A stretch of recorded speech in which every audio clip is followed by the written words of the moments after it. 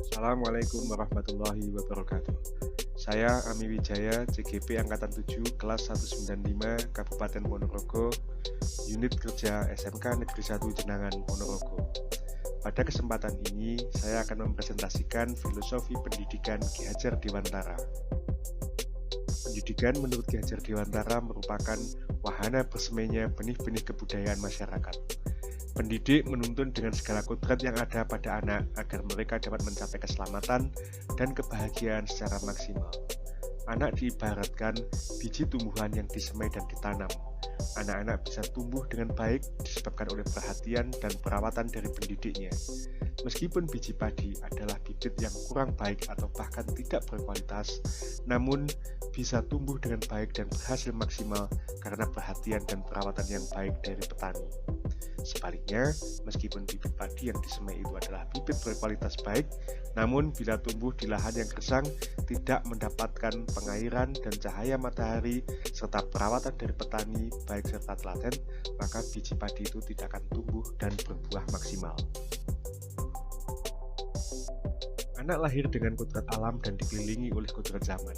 Kodrat alam berkaitan dengan sifat dan bentuk lingkungan di mana anak tinggal. Setiap anak sudah membawa sifat atau karakternya masing-masing. Pendidik tidak bisa menghapus sifat dasar tersebut. Yang bisa dilakukan oleh pendidik adalah menunjukkan, menuntun, dan membimbing anak agar karakter baiknya bisa muncul sehingga bisa mengurangi sifat-sifat jeleknya. Kodrat zaman, guru harus memberikan bekal keterampilan kepada siswa sesuai zamannya agar mereka bisa hidup, berkarya, dan menyesuaikan diri sesuai dengan zaman. Pendidikan harus menyiapkan anak didiknya dengan kecakapan abad 21 yang dikenal dengan keterampilan C4, yaitu critical thinking, kreatif, kolaboratif, dan komunikatif. Budi pekerti juga menjadi bagian yang tak terpisahkan dari pendidikan dan pengajaran. Seorang pendidik harus memberikan teladan yang baik bagi anak didiknya dengan mengembangkan budi pekerti baik dengan kegiatan-kegiatan pembiasaan di sekolah. Hal terpenting yang harus dilakukan oleh pendidik adalah menghormati dan memperlakukan anak dengan sebaik-baiknya sesuai kodratnya, melayani mereka dengan setulus hati dengan menerapkan trilogi pendidikan dari Ki Hajar Dewantara, Ingarso Sung Tulodo.